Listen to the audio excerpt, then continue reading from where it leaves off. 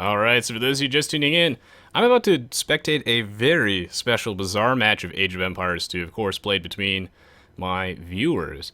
Today, we're going to be watching a free-for-all on migration, and the teams aren't going to be locked either, so there are no teams. Players can swap teams at will, bribe each other if they so desire. It's also going to be King of the Hill. This is to ensure, of course, that the game doesn't go on for too long, and the settings are, of course, suggested by you guys as part of my Twitch TV live stream.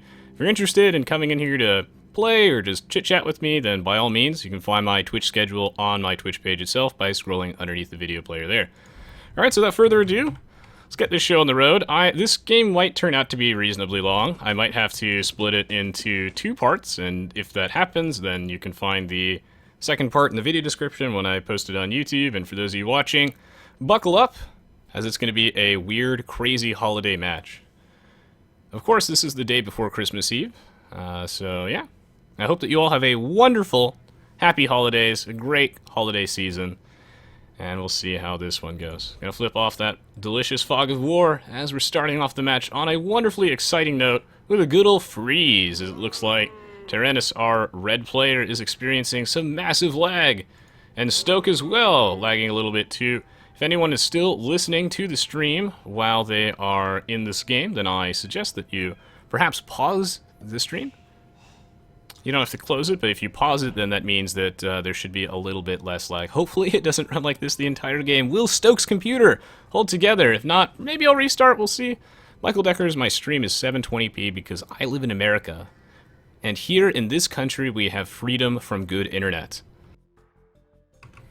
Well, Tyrannus and Stoke, of course, competing over who can lag the most. And let's see, let's go check out the list of civs. Oh yeah, I can't do that.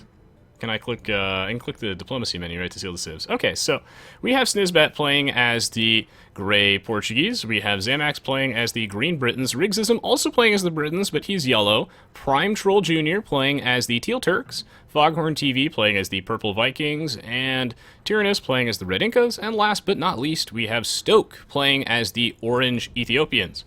So I believe we have all of the new civs here except for the Berbers. Yeah, all the new African Kingdom civilizations in here. And here's how it works on this specific map. So the idea is that this is the hill. So this is King of the Hill. So if a player moves a unit here, then it is captured for them, and then the timer starts ticking down. I think it starts at 500 or 550 years, and then once that timer hits 0, years are not actually seconds in this game either, I don't think. Once that timer hits 0, the player that has control of the monument wins. You can get control of the monument back by, of course, killing all the enemy units near the monument, or if someone leaves it unattended. Now, if anyone has any questions or something like that, I will start reading the chat again now, and I'd be happy to answer them. Feel free to put @Resins22 in there, and then that makes it a little bit easier for me to read. Stoke and Tyrannus need to fix whatever's going on here, because that's the game just started, so we shouldn't have stuttering on this level, but both of them are experiencing quite some difficulties. We'll see. But that's why we got that res lag emote. Michael Decker says, oh, okay, I thought so too. Maybe you'll have better at UC Davis. Yes, we shall see. I'm looking forward to that. So, another interesting thing here, which should hopefully mean that the game doesn't go on for too long, would be that, since this is migration, players start on a very small island with limited amounts of resources. Actually, no boar, which is something that I think messes up a lot of players' early game starts. Without a wild boar, you kind of have to adjust your build order a little bit. You have your deer, you have your forage bushes and sheep, but you do not actually have access to boar. And then, yeah, eventually you're going to run out of resources on this island. I mean, you do have a reasonable amount of gold and stone here, but it's just not enough. Especially trees are going to be an issue. So players will, once they get to the feudal age, or perhaps even in the dark age, they will utilize transport ships to move villagers onto the center island and start contesting the center hill. In the Forgotten and African Kingdoms expansions, you can actually build transport ships in the Dark Age, which is pretty cool. Play Time Splitter says, if you ally with a Portuguese player, do you get free cartography? I don't think so, but I'm not entirely sure. Play Time Splitters. Linus123XBB says, what is the duration of a year in game? Not exactly sure. I think it's a little... What, a year is a little longer than a second? Kevin Sweck L says, evening Rez, how are you today? I'm doing great. A little tired, but doing good. Welcome to the stream, Kevin. Alright, so let's go switch around to Zamax's perspective. I really hope that Stoke, because I don't want to sit through the stuttering for this entire game. I'm sure that most of the players don't want to either. So, Stoke, if you're listening or you're running something in the background, perhaps you're streaming music from some website. If you have like other programs in the background, Google Chrome might be causing your computer to run slowly. I'm sure you can't hear me now, but if anyone for some reason is still listening, I don't think I have any of these players on my friends list. If you do, send them a message perhaps. That way we could get Stoke to close any excess programs. Visby says, I had a dream where you were narrating my sex life. Please get out of my head. Oh my, Visby. Oh my. Alright, let's see. Laraccoon says, how did you come up with your name and why does it end in 22? That's a good question, Laraccoon. So, I wanted a fresh start after I moved on from my Illuminite channel, and I ended up naming myself Resonance 22 after one of my favorite music videos, Resonant Chambers. And the 22 is just something easy to remember. Ryan Pack says, what kind of tactics do you think will be used? I'll explain that in a second. I won't be able to answer everyone's questions, so if I miss out on some of them, then feel free to ask it again in a few minutes. Is this map generation normal? Is this normal? Does the gold and the stone, can I actually spawn that close? I mean, I guess it can. Has it always been that close? This seems more reasonable. This seems ridiculous. So in terms of tactics on migration, I guess in free-for-all it'd be a little bit different, but migration's different than other water maps in that you don't actually have to always go for a very fast feudal age into, galleys. We call this a galley rush strategy, very, very common on water maps. Of course, in African kingdoms, players have access to a wider variety of ships, the demo raft and the fighter galley in the feudal age, which does mix things up a little bit. Thank you, Super Ranger, for the sub. Much appreciated. This is your 1-year anniversary. I do not play Clash of Clans Air Bump, but I've considered it. This map is migration. Yes. Oh, Mystic Tube. I always explain how to play in my streams every time right before the game, I do a little drawing. So yeah, you don't actually have to go for a fast feudal age into galleys. Galley rush is actually kind of optional on this map. You could, and the reason being, compared to something like Islands, is the rush distance on this map is just a lot further. You have to travel a significantly greater distance to actually get to your opponents. And maybe we should remake this with 2 different players. I mean, it's up to the players in the actual game itself. They should maybe discuss it. It's up to them. Let's see. Almost Rapi says the turtle means CPU lag. Yes. So they would have to close programs running in the background. Although there does appear to be a little bit of ping too, but it's mostly like a frame rate thing. The game should not be running this slowly at the start. Like sometimes, since it's not that well optimized, it starts lagging a little bit on people's PCs. As time goes on, frame rate drops. That's understandable, but at this point, there's nothing really going on. Hope Rides Alone says it took way too long for me to realize Res is spectating, not playing. Yep. Spectating this one at your guys' request.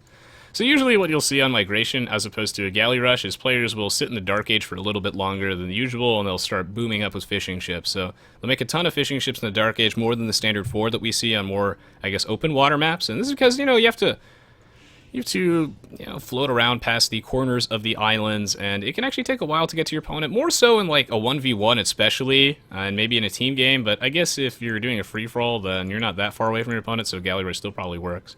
And another benefit of a galley rush, of course, would be that you can, you abuse the fact that your opponent has such a small island, you can attack his villagers, harass them from the ocean, and do a lot of economic damage to them, so that's a plus. Usually we'll see players, though, they go for like a more heavy fish boom, build up a very strong economy, get to the feudal age a little bit slower, perhaps even fast castle age, or they'll just go for a very delayed galley push. Simpudney, hello, he says, what's the best Christmas present you've ever received, or what did you appreciate the most of all time? That is a really tricky question, and I'd have to think about that for a long time to give you my best answer. So I will say, without giving it too much thoughts, I have like this, I think it's called an ecosphere, and I always thought that that was a really, really cool one. Yeah, a couple of years back, it was like 2 years ago, my ex-girlfriend gave me a teddy bear and a very, very sweet card, so that was a nice present as well. Slender asked, where do babies come from? Stork. Orion Pax asked, what does ping actually mean? That means, like, that's basically a measure of how long it takes for other players to send data between each other's, computers over the internet connection. So, if you have a very high ping, that means it's taking a while to send packets to people, and that means the game's going to run slower. I hope the game isn't going to stutter this hard the entire time, otherwise we might switch it to fast. Oh, man.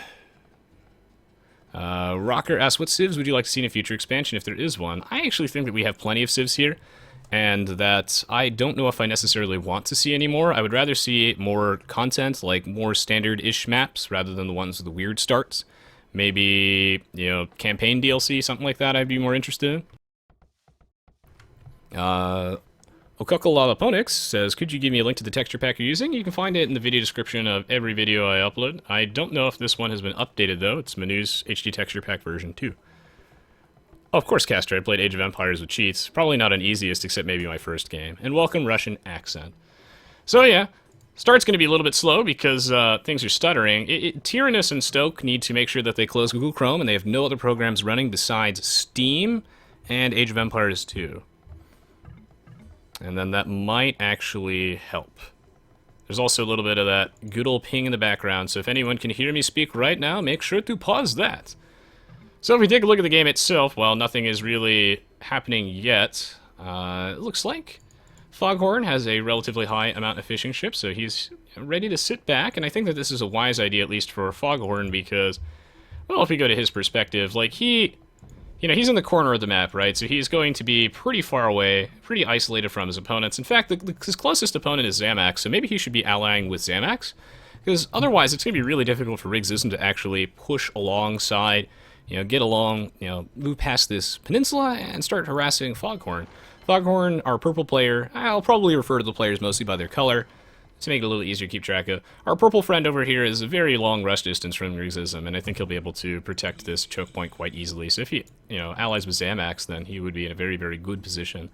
Naturally as well, I would assume that Riggsism and Tyrannus will make natural allies, and since the spectators take up one player spot in Aoe2 HD, this means that also there's going to be some imbalances. There are going to be groups of players, there's perhaps going to be a team that's just a little bit bigger. We'll have to see who ends up getting isolated, or if we have a super team of 3. Welcome, Jim Hoppa. Good to see you. I wish you a Merry Christmas as well. Thank you. I hope that everything's going well in your life, too. Welcome, Bob Jimmy. Always a pleasure to have you. Interesting. I have no idea. Okokoloponics. We'll see, Piss Everywhere. It depends what people would like to see, but I did this at your guys' suggestion. And yeah, I'm definitely interested in giving this a shot, so I'm curious. Okay, so I can use this to continually check. So it looks like Foghorn is currently allied with Snizbat. Okay, so Foghorn is actually allied with Gray. Oh, that's really... Okay, so Purple and Gray are on a team, even though they're both on polar opposite sides of the map. And it looks like Riggsism, our yellow player over here, is also going to ally with Purple. So we're already getting a little bit of an alliance here. We have Gray, Yellow, and Purple on the same team, and I suppose that everybody else will be on the opposing team. So we swap back to Tyrannus' perspective. He's actually only allied with Purple. What? I wish there was an easier way for me to keep track of this, but it won't update in the scoreboard. Thank you, Simpudney, for the subscription. Really, really appreciate it. Alt-G? Alt-G for what? Is that for team colors? I mean, I could do that, but then it's going to be, because, like, these players could betray each other at any point. So I'm not sure if I want to switch to team colors. That might make things really confusing. Either way, Prime Troll Jr. is one of the first players in this game to actually land. If we swap over to Prime Troll Jr.'s perspective, looks like he's, so far, doing quite nicely. He will be landing over here, building a market, and attracting this wolf, who will be slowly stuttering in over here to attack this villager. And it looks like the timer has started. Yes, it's 550 years. Zamax, the Green Britons player, the Green Britons has control of the center monument, and now everybody on Zamax's team will be victorious once that timer hits 0. But the funny thing with King of the Hill, actually, is... Actually, I don't know about King of the Hill diplomacy, right? Because does this mean that at the last minute you could just... Oh, yeah, what happens if you set everybody to enemy? Yeah, what happens if you set everybody to enemy and the timer hits 0? Interesting. Yeah, if I swap to team colors, I can easily see allies, but then if I switch people's perspectives, we won't be able to see... We won't be able to actually tell who's who. Things will get really confusing, and also alliances will keep changing, which will make things really difficult to keep track of people, so I'm not actually sure if team colors will actually fix anything at all. We'll see. Yeah, I guess you would have to set ally victory, wouldn't you? I'm not exactly sure how the King of the Hill free-for-all mechanics work with diplomacy, as I've done plenty of King of the Hill free-for-all games, but I've never done it on diplomacy, where you can just shift alliances at will. I hope that these players have indeed closed their background applications, as this is gonna be a long one. Maybe we'll have to switch it to fast speed an hour in. Looks like, though, we're gonna see some combat as Stoke is engaging upon Tyrannus's. little red galley, so the red galley is going to have to run away from the small group of orange Ethiopian ones. Perhaps Tyrannus was a little bit too far out. It looks like Snizbat is going to start boarding his villagers, so Gray will be landing next. Thank you, Save the Boars, for your subscription as well. Much appreciated. Right now, Riggs isn't preparing for war, and it looks like purple and green are indeed on a team, and yeah, purple is actually stationing his army right outside of green's base. I think. Is he actually going to fire a shot? Or is he just here waiting? Is he on his team, or is he looking for blood? Because he just fired a shot. Oh, God, he is actually looking for blood. Okay, so go to Zamax's perspective. He is indeed only on a team with gray and teal. So it's green, gray, and teal. This is going to be so hard to keep track of. Because players keep swapping alliances. So it's a shame that these two aren't on the same team, because geographically I feel like they'd make natural allies. And now, well, green's going to get punished really hard for this. In a situation where he's surrounded by galleys like such, I don't think that making his own galleys will be the right call here. He probably should make like fire galleys or fire ships. Unfortunately, he will need the war galley upgrade before he's able to make fire ships. So that's gonna be tricky business. But it looks like Teal is here to rescue green. Teal will be clearing out all of purple's galleys here. The Vikings, of course, a monster on the water, and well, really, like, green won't be able to get out enough ships to deal with this. I think a couple of fire ships would be great against a small group of galleys. So I would like to see something like that, but we'll have to keep our eyes peeled and see where the game goes from here. And let's see another transport ship on the loose. In terms of the center island, it looks like, well, right now we have Prime Troll Jr. floating here. Green still in control of the center monument. Gray will be one of the first players to actually put a town center in the middle of the map. We have two players, actually it's three players in the castle age now. So we have Gray, Green, and Orange. Gray will be putting his town center right about here. Hidden, unseen, in the middle of the map. Meanwhile, Green, our Britons player, does indeed have the War Galley upgrade. No Bodkin Arrow yet, because he's just a little bit short on gold. And right now we can see that the tech advantage, like War Galleys versus Galleys, is of course favorable for the War Galley, but he just doesn't have the numbers to deal with this. Thankfully, Teal will be able to back him up. Teal on a team with Green, and then he should be able to slowly, eventually clean up this navy, so yeah, Green should be fine here. He just has to find something where he can assign his villagers. He has so much food, so I like that he's reassigning his farmers. I think that's smart, so he's just definitely not going to need all that food. And he's so low on wood because this, little forest is actually being sieged from the ocean. The water looks super nice twistified because of Manu's HD Texture Pack version 2, which I don't think has actually been updated, unfortunately, in a while, so it might not work on the current version of Aoe2 HD, but maybe it does. I installed all of my mods manually, so I don't actually use the Steam Workshop for too much, just because sometimes when, the game updates, it breaks some things, so I actually installed this mod, like, when I got the game around then, whenever it was released, and then I've just been, manually, overwriting the terrain files since then, so that way I don't need to deal with any, like, patch 4.0 nonsense where all my mods lose compatibility. You can just copy all the files, no problem. Although I do think I lost my Tetsuo's Cliff mod, but that's okay.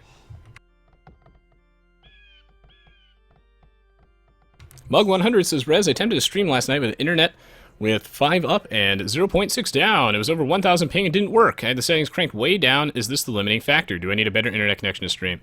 Fear not, my friend, Mug. It would make it easier for me to read your questions if you put Resonance 22 in it, because then it gives me that little black box. I have a terrible internet connection as I live in the United States, where, like I mentioned earlier, we have freedom from good internet. I live very close to the Google offices, but we don't have Google Fiber here. You don't need a good internet connection to stream, but it needs to be okay. Feel free to tinker with your bit rates. I would say that 1,000 is still fine, so 1,000 bit rate depends on what game you're playing. 1,000 bit rate should be okay. You can tinker with the quality balance, but really something that might make a big difference, Mug. There's like a low latency mode, which might help. These are all things in Open Broadcaster software, which I'm assuming you're using. So there's a low latency mode, like minimize network impact, and you'll also want to make sure that you go to the video settings and you set the resolution downscale to 1.5. This will set the resolution from like 1080p to 720p, which is generally speaking perfect for all your streaming needs. Meanwhile, Foghorn TV on an absolute rampage, tearing right through this navy, not a fire ship in sight, and right now Green is panicking. He's like, wait, crap, I'm gonna die. Goddamn Vikings. Yeah, he has to get an emergency transport ship and GTFO off this island as fast as possible. I'm a little surprised, actually, that Green hasn't left his island yet at all. And you might regret this because this transport ship might not come on out in time. We'll have to see. Tendency, yes, there's an option to set the game speed to faster, but right now it's just running slowly because Stoke and Tyrannus seem like our orange and red players seem to be experiencing a lot of low frame rate. Meanwhile, the timer is ticking down, so Green's still in control of this. While Green does not actually have any villagers on the center island, he does have control of the center monument, so if no one steals it back, he'll still win the game anyway. 96 years left. Yellow docked on the middle island, putting down some archer ranges and a barracks. Red is here as well with a couple of archers. This gate's really cute, actually. Those knights won't be able to get there without pathing the long way. And oh yes, Red has the map vision. He's the Incas player, of course.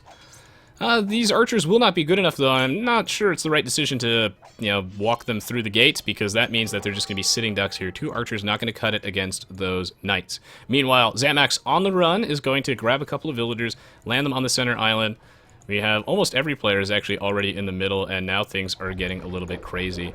So let's swap back to Foghorn's perspective over here. He's basically going to clean up Green entirely, so I think Green's already dead. And Purple is allied with Gray, Yellow, and Red. So it's Purple, Gray, Yellow, and Red, which conveniently is actually all the teams on the left-hand side. So you see these guys? These are the big 4. And then I suppose... Wait, yeah... Yeah, Gray as well, so they're a team of 4. Oh my goodness. So that means that these are the team of 3, green, teal, and orange. Absolutely devastating. I like Teal's decision to throw in some fire ships, though. That might be good enough against these. War galleys will have to see if the buffs to fire ships make them a strong enough counter. You have to capture the wonder, not destroy it, Linera. Gamer0 says, so Red, out of curiosity, how would I go about joining one of these games? Oh, Gamer0, I always explain it every time right before the game starts, but since we're in the middle of the game, I'm not going to start setting up for the next one. I do a drawing system, so if you meet the rating requirement, you would just follow the instructions on the screen, you type like !play or whatever, and it puts you in. But I make it so the players can't win 2 streams in a row. That way, players who've never gotten a chance to play with me get a chance. Meanwhile, Orange, with a somewhat sizable navy over here, no bodkin arrow for him, and... Well, really, a lot of players are neglecting the naval side of things, except for more or less Purple. I see that Red has a big army. No bodkin arrow either. I think it's interesting that a lot of players are prioritizing careening over bodkin arrow. I think careening, the extra movement speed, is better if you have, like, fire ships, but I would probably get bodkin arrow first before careening if I was making war galleys, because the extra range really just decides engagements. And Teal will lose one of his fire ships for free as they are stuttering along on the ground. Stop motion, Age of Empires 2.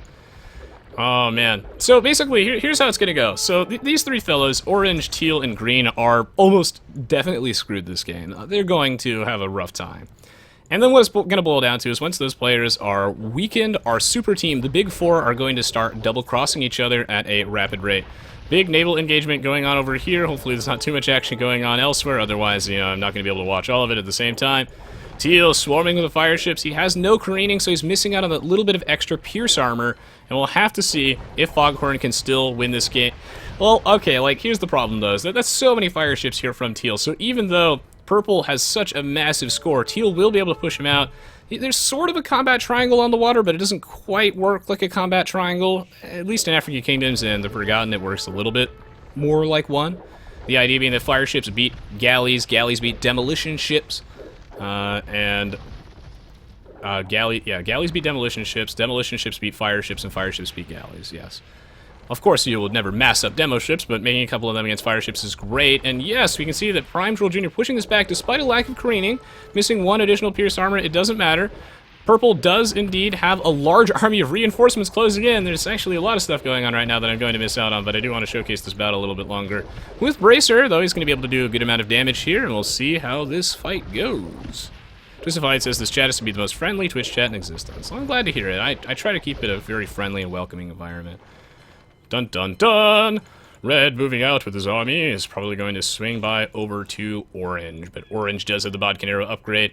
Red does not, so he will be at a little bit of a tech disadvantage. Now, ooh, Teal on the back foot does have to run away from Purple's army. Remember, these are the big 4 versus the little 3. But alliances may shift and change over time, and meanwhile, the clock is ticking. As funny as it is, Green has had control of the monument for the entire time, and actually, he's had it for about 200 years now. Once this hits 0, he's going to win the game, and I believe if he has Allied Victory checked, all of them win the game at the same time? Not exactly sure how it works, but whoa! Green out of nowhere with a ton of demolition ships. Sweet, sweet revenge. Bet you forgot about me, he says, as he cleans up a good chunk of Purple's navy. And with that navy, wow, that's going to give, actually, that's going to give the smaller team massive amounts of map control. Teal on fire this game, literally, and he is going to just mop up the rest of that navy. So yeah, of course, Green down but not out. His buildings are on fire, most of his villagers trapped here, but he is the Britons, I believe, so this means that he can build tons of town centers in the middle of the map. Well, I say that, but it looks like he's about to get denied. I think that Green will be able to get this town center up before these crossmen kill those villagers, but it's going to be so close. It's at like 99, 98%. Devastating to look at, and oh no, these villagers going down. Some hot Britons on Britons action, but this is just an unfortunate situation. Green going to run into villagers on the mainland. He's going to lose this one as well. He has a small group over there, but those crossmen in the right place at the right time. Meanwhile, though, Teal putting a castle up over here to reinforce this area, and Gray also putting one there as well. Things are getting a little bit dicey already. Without that town center up, I mean, really, like, Green has, like, no space to build left on the mainland.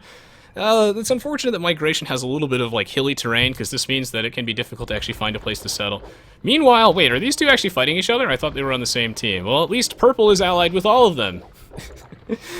Oh, looks like Red's gonna get a successful conversion off here, so let's go swap to Rigsism's perspective. Whose team is he on? So he's with Gray and Purple, but he's not with Red. Okay, so Red, the lone soldier. Sandwich between mortal enemies. Wait, but I'm curious, is Red allied with Gray? Because now things are gonna get really weird. Red is allied with Gray, so we have the super team, which are these four, right? Purple, yellow, red, and gray. That's the super team. But there's already some infighting going on over here as well. Red and yellow share the same allies, but they're not allied with each other. So even though, you know, geographically you think they'd make natural allies since they're both, well, surrounded by allies, they're actually enemies. So red and yellow duking it out over here. For some reason, they haven't decided to ally with each other, and as a result, it's going to be absolute chaos. Good news is, though, Teal with a great castle placement on the hill. I believe it means that it'll do a little bit of extra damage downhill. Thank you, Spirit of the Law, for exploring the mechanics for us in great detail. Yeah, this would be a great way to protect Green's town center here, as his knights are going to stutter along before they inevitably get stuck on those camels and villagers, slam right into this poor guy who doesn't even flinch. And yeah, they're going to go run the other way. Meanwhile, Gray, putting castles everywhere. Apparently no one's going to stop him. He's trying to sort of split the monument area in half, and now he has control of the center monument. One thing that's very interesting about King of the Hill is that once the timer goes below 100 years, if the monument swaps ownership, then the timer actually resets back to 100 years. But it doesn't go above 100 years anymore beyond that. Still, though, if you're going to actually win the game, you better be able to hold it for 100 years. And what the hell? This ally system is going to be so confusing. So wait. Green and Gray are in the same team? They are now. Things are getting very, very strange. Players on the same team, sharing allies and not sharing enemies.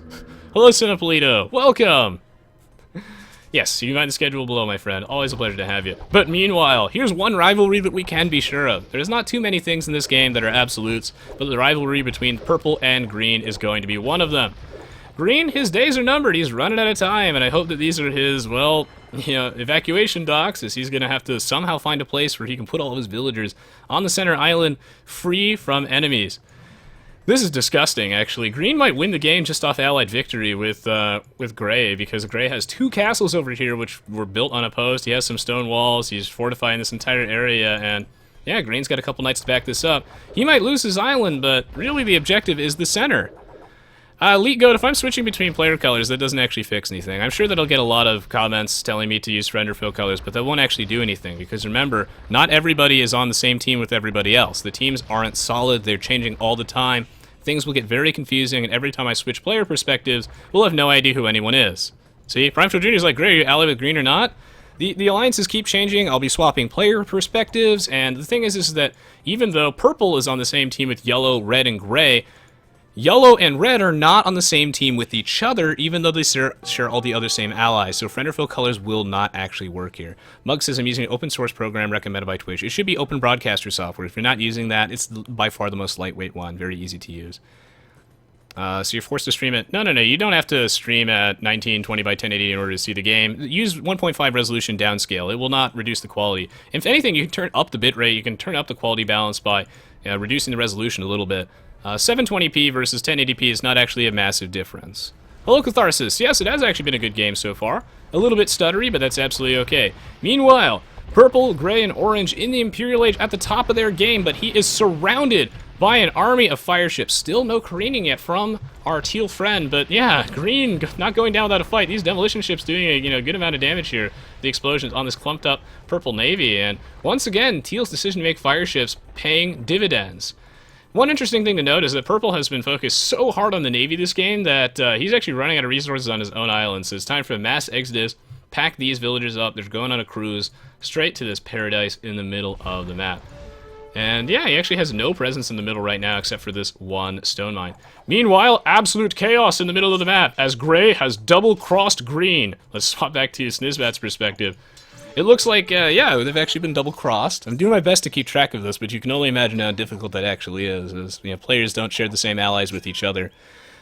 Yeah, it looks like gray actually double-crossed green. He's like, this is my monument now. JK about that alliance, friend. And, well, teal trying to find a place where he can settle too, but yellow's still hostile to him.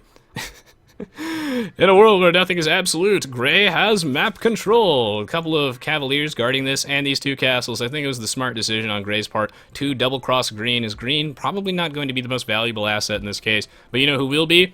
Our friend, Mr. Orange. The great Ethiopian Empire is moving in to reinforce this. And orange and green are looking to be, gray and orange are going to be a very, very strong group.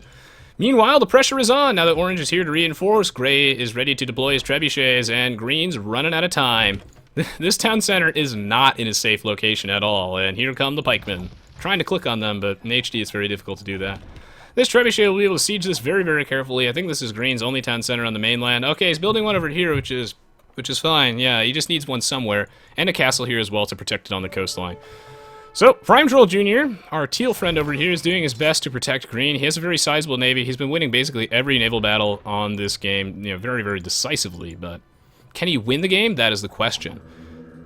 Dun, dun, dun. Orange and gray, right now they're completely in control of the center, and it looks like gray is also going to start poking at yellow. Yellow's town center not going to last either. He's going to need another one if he can, and he does have one over here. So yellow and purple on the same team. Going to try and make a desperate bid for the center. One thing that, might be a problem is that purple has invested so much on the water that he has, almost no presence in the mainland. And if purple and yellow want a chance to win this and secure it from the orange and gray super duo, then they're going to have to start making some military soon. Time is running out. Radvinsky says, why does everyone seem to refer to ships as army? Why not navy? It's just easier for people to understand. No particular reason. Diplomat says, save my sheep. Will do, friend. Yes, this is devastating indeed. Sometimes I call it a navy. I call it a little bit of both, Either way, I would like to see some archer defense upgrades for orange, as he has none, and no chemistry either, but of course bracer is more important than all of them. If we take a look at this, Snizbat does have bloodlines, +2 on both sides, offense and defense, but he could still use the final level 3 upgrades for the attack and defense. Meanwhile, it looks like orange will be reinforcing the center with yet another castle, so we have 3 castles over here, 200 years left. If the other players in this game want to win this game, they're going to have to, gang up on orange and gray. They're too strong. They could very easily win this game themselves if the other team, the other players don't stop bickering. They must put aside their differences, become friends, and stop this juggernaut. They're gonna have to team up, man. Oh, jeez. I'm glad that yellow and red have stopped fighting each other in the meantime, because really, it's all about winning the game. That's what really counts here. And if they want to win the game, then they're gonna have to set up an alliance with each other. Well, red's got one hell of an army over here. I expect him to bring it forward as soon as the timer gets too low. That way he'll be able to steal it back at the last minute and maybe just secure a win. But he still has to hold it for 100 years, so you might want to push out before, orange and gray become too strong. And these guys are also, natural allies as well, because geographically, both of their islands are incredibly close to each other. Orange has a very small number of farms, comparatively. Yeah, he's a very, very small number of farms. That should be okay. He actually has a reasonable amount of food anyway, so yeah. He's looking good, and meanwhile, teal and green sitting back. Green trying his best to build back up, but he's got, no space. And really, purple still trying his best to clear green off the surface of this game. Is it going to be worth it, though? Because the real threat is this army, the orange and gray army over here. I don't know if it's worth trebbing this castle, honestly. I think that green and teal aren't the biggest threat here. And then, you know, since purple is aggroing these two guys, he's hogging their attention, that means that green and that gray and orange just get free reign over the middle of the map. But I don't expect red to stand for this. Yes, he is slowly lagging his army towards the middle of the map. These long spearmen, as I like to call them, marching forward, backed by a petard, a couple of monks, and a bunch of pikemen. Not the scariest army I've seen. A lot of these players do need to get to the Imperial Age if they want to remain a threat. Castles, you can remove them with the battering rams, but it's much safer to get to the Imperial Age and just build a couple trebuchets, siege them from incredibly safe distance with almost no risk. Meanwhile, orange and gray still fortifying the center of the map as much as they can with so many of these stone walls, castles, and everything. They're all discussing their allied victory right about now. If we go back to purple's perspective, actually, is he allied with any of these guys? Okay, actually, wait, no, purple is allied with gray, but not orange. What? This game's so confusing. Purple is still allied with gray, red, and yellow. Okay, so he still has the same allies that he's had all game, but, like, they're not all friends with each other, which is absolutely bizarre. So, wait, okay, so the reason that purple doesn't want to engage here is because he's actually allied with gray, but not with orange. So, purple has to make a decision. If he wants to win the game, like, I don't know. This is going to be really, really tricky. Because, yeah, he's allied with gray, but not... Oh, my God. Yeah, but not orange. So, well... But yellow is his ally, so is he going to defend yellow? I don't know. Perhaps yellow should try and use that as negotiations. Sim Putney asks, how can I donate without PayPal? I'm not sure. I think it maybe only works with PayPal, but PayPal should be easy to use. Either way, I'm just glad to have you as a sub and just have you in general, Sim Putney. Thank you for asking. Perhaps I could add some sort of other alternative method. What works for you?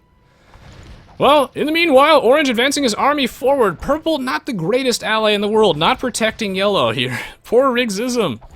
Crumbling underneath the pressure and 160 years remaining for orange and gray. These guys better work together if they want to take down these juggernauts. Such a complex, confusing series of alliances going on here, but someone's got to double cross these guys if they want to win. Anyway, so who are orange and gray actually allied with? So who wins the game here if the clock hits 0? So red wins the game. Purple wins the game. Okay, so basically these guys just lose. So gray, yellow, and teal are the losers here if this super alliance goes on. Although I guess it's technically Snizbat, our gray player, who's in control. So yeah, it's teal, yellow, and green that lose the game if this alliance goes on. Will we see any double crossing, or are they just going to try and make it a clean victory? It sucks, man, because like yellow's on the same team with purple, but he's getting no backup at all. Linus says, how long is required for me to have been following the stream to have a chance to win the drawing? Oh, I don't really enforce that much. You just have to follow it in general. So there's no requirement. You can follow instantly right before the drawing. Yeah, purple just wants to keep bullying green. Exactly, Golden Cage. These fellows must put aside their differences. They can beat the dynamic duo. Oh, maybe they're running out of time, actually. I'm really surprised that these players are content to just roll with it and all gang up on poor yellow and poor green. Oh, jeez. This is going to be tricky business. So green just has no space to build, I feel. Maybe I should have even made the map size giant so that there'd be more space to settle in the center of the map, and then it might even take a lot longer. Oregon Gun's coming out for a Portuguese player. Meanwhile, Orange is moving up with his army. Still might want to grab some of those upgrades, though. And missing chemistry, still missing all the defensive blacksmith upgrades, but the ranged ones are definitely more important for those ranged units. Meanwhile, looks like red did make it to the Imperial Age, green not quite, and, well, yellow gonna get completely ran off this island. And orange is orange gonna push in here on purple, or is orange just gonna, is he gonna remain peaceful here? Are they content to just let the game end like this? We'll have to see. Either way, teal and green could start mounting a counterattack. They are the main opposition here, as unfortunately, well, yellow is having a rough game. He has no presence on the center of the map left except for this one villager, and he's getting sieged from the ocean. He has no wood left. Well, he actually has a reasonable amount of resource left in the starting island. But his score is low. He's looking a little bit weak. Meanwhile, everybody landing more villagers on the middle of the map. Teal trying his best to harass with some fire ships, but that's a large navy from the orange Ethiopians. A couple of fire ships here won't do the trick, and we see the weakness of fire ships here. While they're very good against galleys, they're a little bit weaker against massed armies of galleys, since the fire ship might die before it actually gets a chance to attack, because it's such short range. Also, they offer almost no sort of offensive pressure to things on the land. You know, the range is so short that they can't actually harass those villagers very efficiently. Indeed, Ladiak, we do have 500 plus villagers, which is the most, viewers, which is the most I've had in a while, so I'm very, very happy about that. Hope you guys are enjoying your stay, and I'd love to see you all in the future. Bogus Bogus says, love castings and vids from 2000. Glad to hear it, man. Oh, and it looks like red is going to double cross green, then gray and orange. So yeah, trying to keep track of all the player colors. Oh my god, this is tyrannous, right? Yeah, let's switch his perspective. So red is going to actually double cross the dynamic duo of gray and orange. These two powerhouses, red in a desperate bid to secure control of the center. This sudden alliance change will allow him to actually catch gray off guard and take down a castle, but he still hasn't been able to definitively secure control of the center of the map. These Orgigans still there holding the line. They're actually not elite yet, which is important to note. And, well, yeah, in the meantime, they've actually, yeah, red has coordinated this with teal, so that teal's going to swing in here, clear up all those villagers. This castle not going to go up. We might see a comeback here. This battle is so close, but red has nothing to deal with this backline from gray that's just holding on here. Orange might want to move up a couple of his arbs, but in the meantime, this castle might go down too. There are actually no villagers repairing this. There are a bunch of villagers over here, but they've been walled out by his own walls. And if this castle goes down, that's 2 castles missing for gray. Stone is a finite resource. Sure, he can buy more at the market, but oh man, this is going to be tricky. Steve says, oh, hello, Steve. Good to see you again. I haven't seen you in quite a while. He says, you haven't played Star Wars Galactic Battlegrounds in some time. That is true. It's one of the most difficult games to stream from a tech perspective, and while I do get a lot of requests for it, I think it's something that I would rather do, like, single player for, maybe like a campaign. Streaming it is incredibly difficult. Like, not only does the Fog of War render really poorly, but some people are interested in watching, some people aren't. My internet connection, like, I'd have to have like a really high bitrate for it to actually be watchable. The Fog of War is really, really weird. So it's difficult for me to get settings in a way that is readable. The game is like old and buggy. We can't play versus bots because they, for some reason, go out of sync on Boobly a lot. So I'm not exactly sure why that's the case. And then balancing teams is really tricky because some people just don't play the game. Thank you, Eric, for the resub. 14-month anniversary. Much appreciated. Well, okay, so Red's Betrayal here was smart and cheeky, and it's put him near the top of the standings, but will it be good enough? I'm not exactly sure, as, well, Gray and Orange have somehow managed to hold the line, and we're at 84 years remaining, so these players better think of something. So it looks like Purple, Teal, and Red are all on some massive super teams, so I actually think that Orange and Gray have their backs against the wall. The Orange and Gray better keep their alliance, though. If they have a last-minute betrayal there, that would be devastating. Because, yeah, they're both going to need to hold the line here if they want to win the game. So basically, every player in this game is now versus Orange and Gray. Casual Produces, what is your opinion on dank memes? I think memes are hilarious, man. Most of them are pretty funny. Well, a couple of these monks here got some good conversions earlier on in the game, and a lot of anti-cavalry stuff here for Red will be fantastic. I would like to see more upgrades for all the players, though, because the Incas do get elite cameos. They do get access to halberdiers, and there are a lot of blacksmith upgrades missing here. I think that would make a massive difference. I can only imagine how strong this backline would be as well if Gray actually had elite organ guns here too. And the thing is that Red actually has the money for a lot of these upgrades. He might end up losing this here castle, but perhaps not, as there's actually nothing firing at it right now, so you will be able to repair this. In the meantime, these guys are reinforcing, and they're beginning the siege. 64 years remaining. Purple now in a team with everybody else. Oh man, can Orange and Gray hold it, or will there be a secession of power? We'll have to see. Wow, Purple walking his... He's walking his navy across the entire map. Oh, he's going to be bringing his navy around the entire island, of course, to try and poke at all of Gray's villagers, which are looking longingly at the beautiful coastline. Thank you, Bogus Bogus, for the sub. Much appreciated. Steve asked, did you watch The Force Awakens? Personally, I loved it. I did indeed watch it. I would prefer to keep the spoiler talk to a minimum in case some people haven't seen it.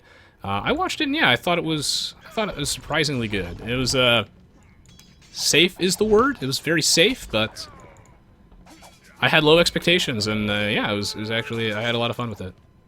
Thought it was pretty good. So anyway, it looks like Purple will be swinging his navy over here. He's looking for blood. He actually will not be taking out this large group of villagers. And right now, 50 years remaining.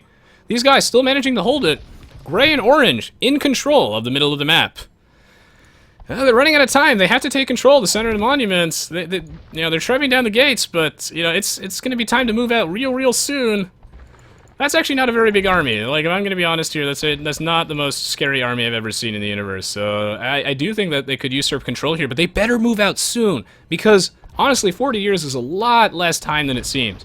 And right now, Purple beginning his siege. He will destroy that stone wall. Fuck this piece in particular. He's going to...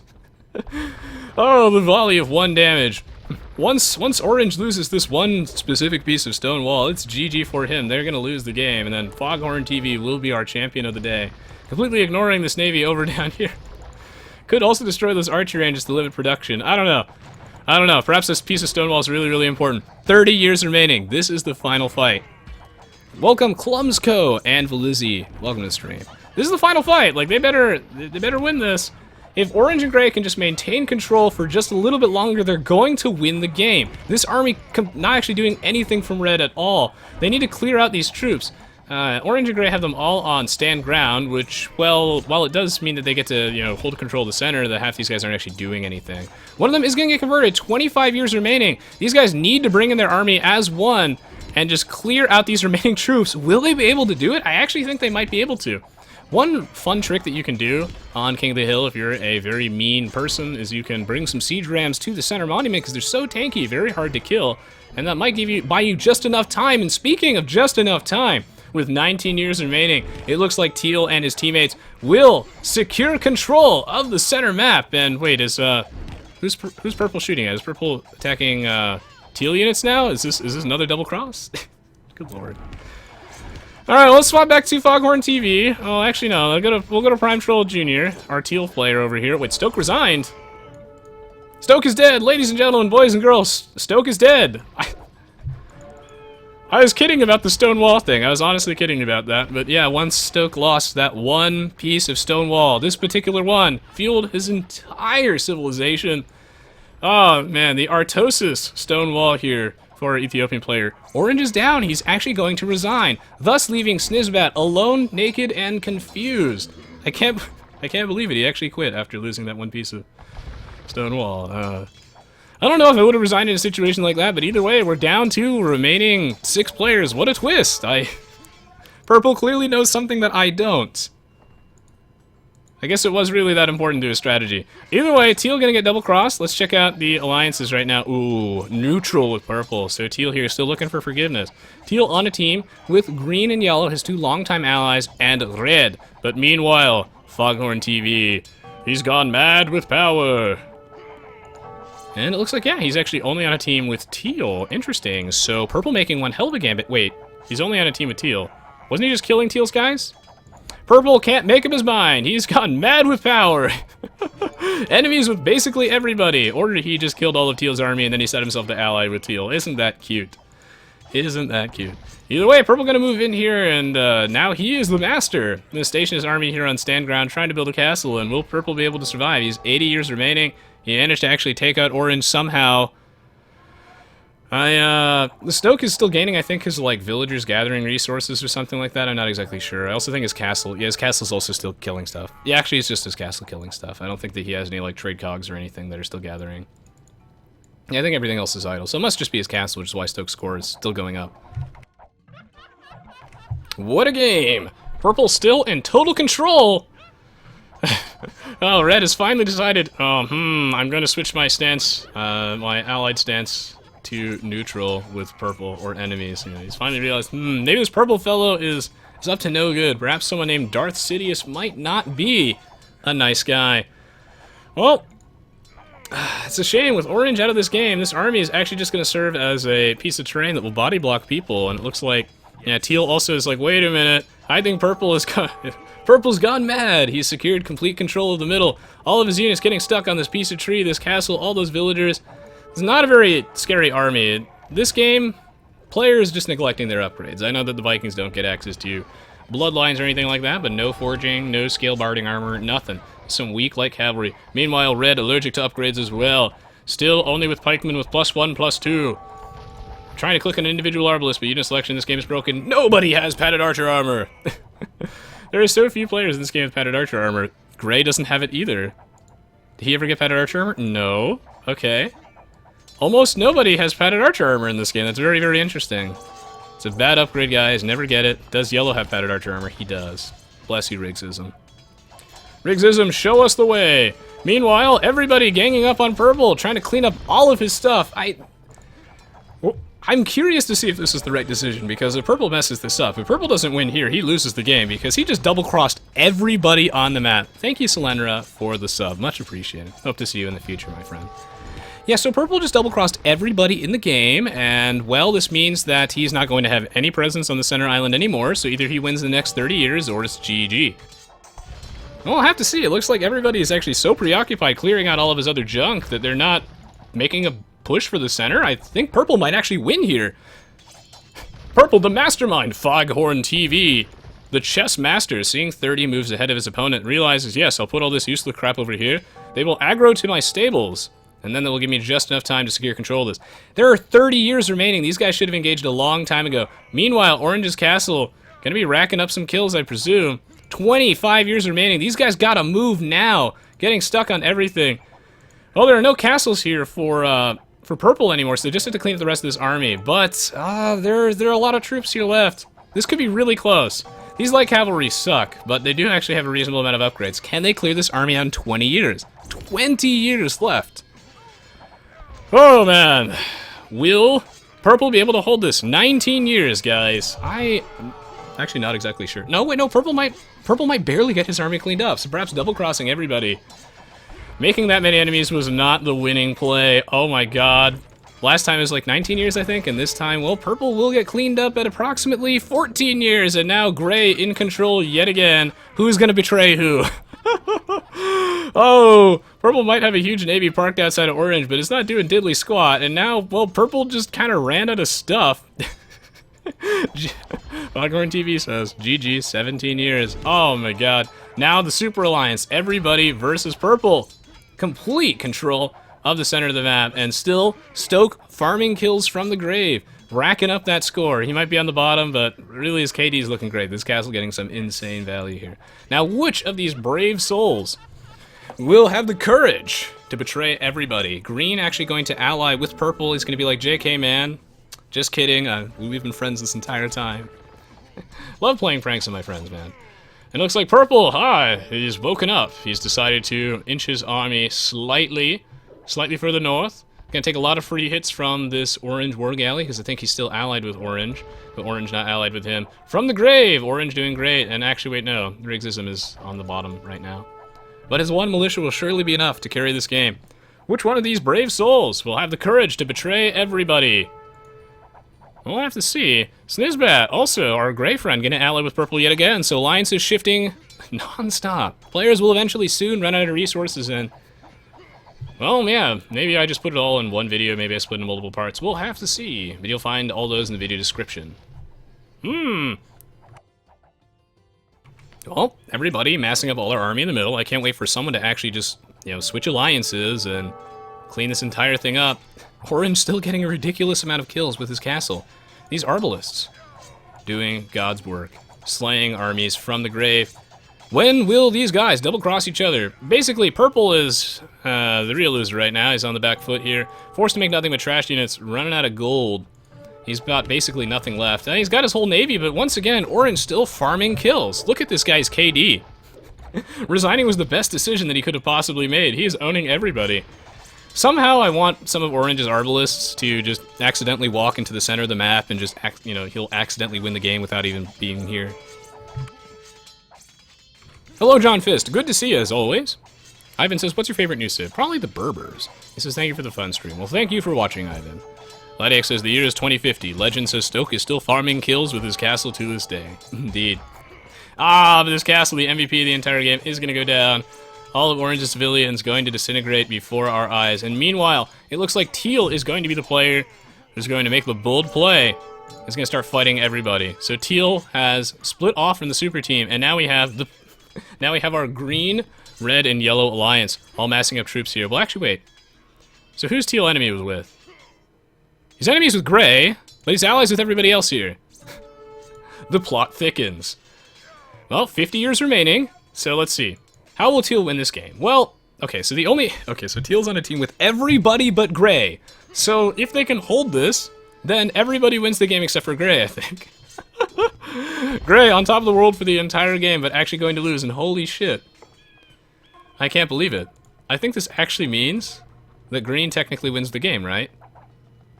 Oh man, Samax has been having one hell of a tough game this entire time. And please tell me that purple is once again going to double-cross green and park his navy here and go back to what he does best. Purple going to make a return to his roots after so long. He forgot what he stood for, and what he stood for is bullying green. And green remembers, of course, his roots as well, which are demo ships, and he's trying to detonate them, but ooh! Oh my god! Those were some of the dirtiest demolition shots I've ever seen, actually. That was crazy. Sam, both these guys come back to their classic, bitter, historical rivalry, as it looks like these four will actually band together against Gray. They were tired of him the entire game. He had control of the center of the map for oh so very long, and it looks like green might technically win. Oh my god, but red has swapped stances with teal to enemy! That's why they call him Tyrannus, man. Red's era of tyranny begins now. He's actually going to, just clear out all of Teal's troops. So now Teal no longer gets a slice of the pudding. 25 years remaining, and now Gray. Wait, Gray has control again? From what? Okay, well, Gray has a unit in here somewhere, and he has control of the center again for some reason.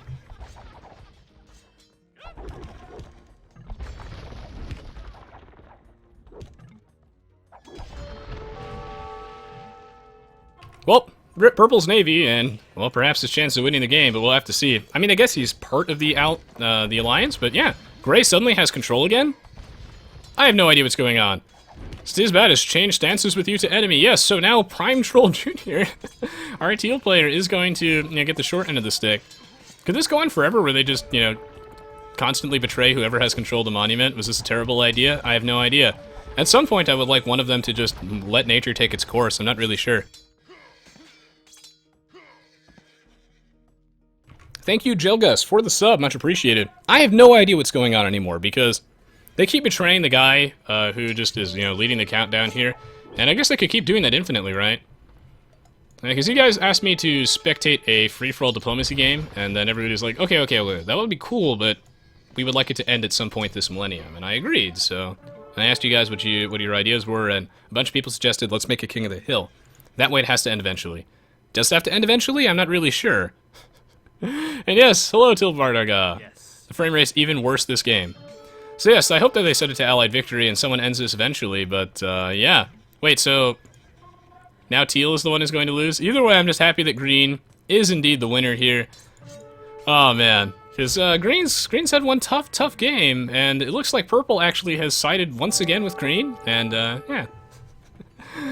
Seer for a Truce, gonna park this one, severely injured Galley, and meanwhile Green has all his villagers inside their town center on holiday, and we're 60 years remaining.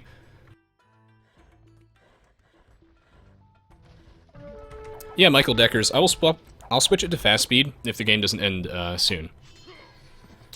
Von Wangenigan says Gray at the Feitoria win in 3 hours. Yeah, perhaps. I mean, I can only imagine how much resources that Snizbat, our Gray Portuguese players, actually generated. Meanwhile, our frame rate is dying, and we have 50 years remaining. What team will come out on top? Who will betray who? Is anybody enemies with each other, besides just Teal? Wait, so I'm on Teal's perspective. He is teamed up with Green, Yellow, and Purple. So he still loses, right? Because Gray is the one with control of the middle. This game is so confusing. Players not sharing the same teams with each other. And Gray's only enemies with Teal, so I think only Teal loses the game, because they have Allied victory turned on. They mentioned that earlier, which I'm glad. And yeah, now we just have to see, can Teal bribe anybody? What's going to happen now? Perhaps they will swap it to fast speed soon. We go back to Green's perspective. He is enemies with Purple still. Is Purple still allies with him? This is why team colors don't work. Is Purple still allies with him? No, Purple's not. So he just has this one on no attack stance. Okay. I'm gonna go roll with that. Meanwhile, back to Snizbat's perspective. The clock is ticking. I think I will switch it to fast speed. Bloop. Wait, can spectators not change the game speed? Crud muffins. I mean, that makes sense, but I mean, then it would just lock speed, right? Did I unfriend you, Breeze? I'm sorry. I have to periodically unfriend people from my Steam friends list, and I just do it at random, Breeze, so I'm really sorry about that, but it's good to see you again. If I had to guess, it's because I just sort through the friends list by players who were last online. I think you were, like, last online, like, a year ago or something, but feel free to friend me again, Breeze. I'm sorry. It's nothing personal ever, and I definitely still remember you. It's just that, I just have to sort through it at random every now and then to make room for fresh blood, so if you get removed from my Steam friends list, feel free to friend me again. It takes me a while to cycle through it. Meanwhile, while we're down to 20 years, it'd be... Okay, Snizbat changed the game speed. Thank you, Snizbat. And 18 years? This is the longest year of my life. Switch it to fast speed. Red's computer, the fan sounds like a vacuum cleaner right now. Will they betray Gray? Betrayal. You can't micro with this? Oh, I know, right? Not like anyone could micro at normal speed. And 12. 10. 9. 8. Well, the clock is ticking. Is no one going to actually betray Gray? So this means that everybody loses. Well, not everybody loses. So this means that Teal loses. That sucks. Oh, man, because Teal, he tried so hard and he got so far. But in the end, this army of Hussars isn't actually going to be enough. No, it's really not going to be. And 2-1-0. Yes! Merry Christmas, everybody, and Happy New Year's. Happy holidays. It looks like everybody wins except for Teal and Orange, who lose. There's your free-for-all diplomacy game. The real twist, of which I had no idea how this game is actually going to end. Purple double-crossed everybody, but they still let him win in the end? The nicest people. We have the nicest people here. Foghorn TV, mad with power. He saw the opportunity for 1 minute, and he betrayed everybody in the game. Purple went like 1v5, 1v6. Yeah. He took his shirt off. He starts puffing his chest out in the middle of the map, and yet they let him win anyway. Are you kidding me? Oh yeah, well, Orange just resigned. Mate Dude asked, why did Orange resign? Oh, it's because he lost this one little piece of stone wall. Poor guy. The entire centerpiece to his strategy.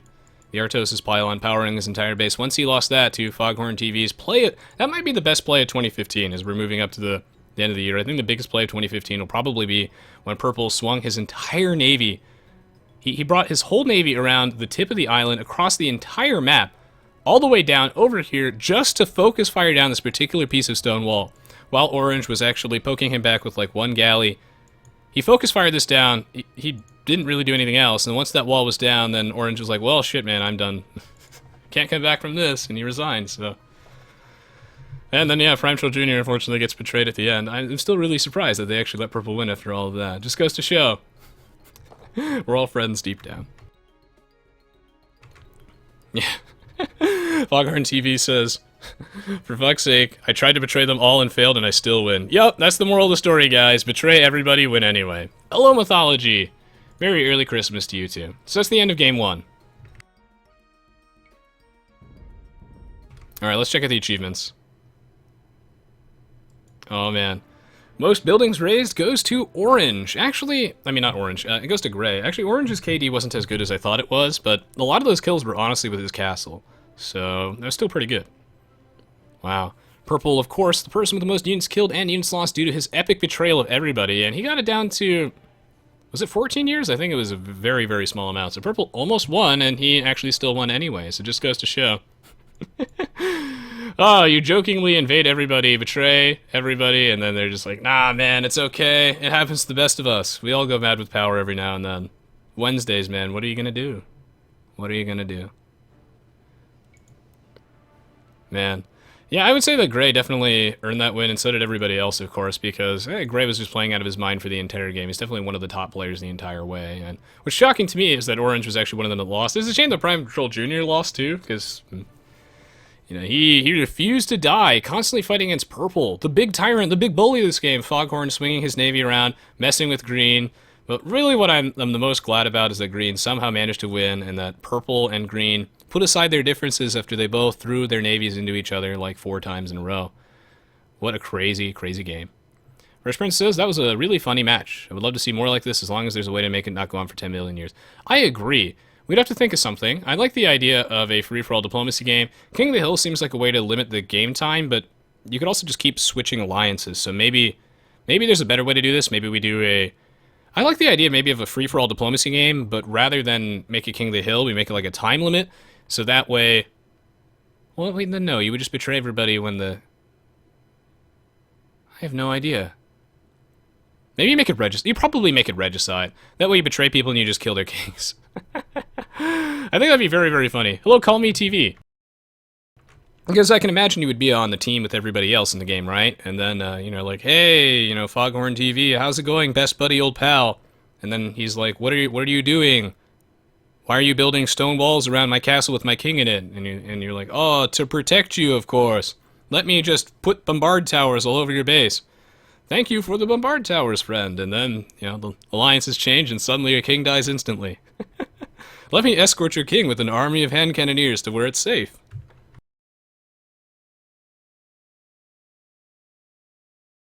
Time limit score? I mean, maybe Slendra. I like the idea of Regicide, though. That could be fun. That was a really, really crazy game. Hello, Force Edge. It has been a while. Welcome. Welcome. Also, King of the Hill, no diplomacy. But I like the idea of diplomacy. I like it when people are double-crossing each other all the time. And perhaps Regicide would make that more interesting. Because that way, yeah, you escort your kings across the entire map, and boom. A little bit of an anticlimactic ending, but an epic game nonetheless. I hope you guys enjoyed this. As always, your feedback is appreciated, so let me know in the comments below. I do read them all, even if I don't get a chance to respond to them. Let me know if you enjoyed this by leaving a thumbs up. It makes a massive, massive difference if you take a brief moment to do that when I post this on YouTube. Appreciate it. Leave a comment below, too. Let me know if you'd like to see more similar things, or if you have other interesting ideas. I'd love to spectate more games.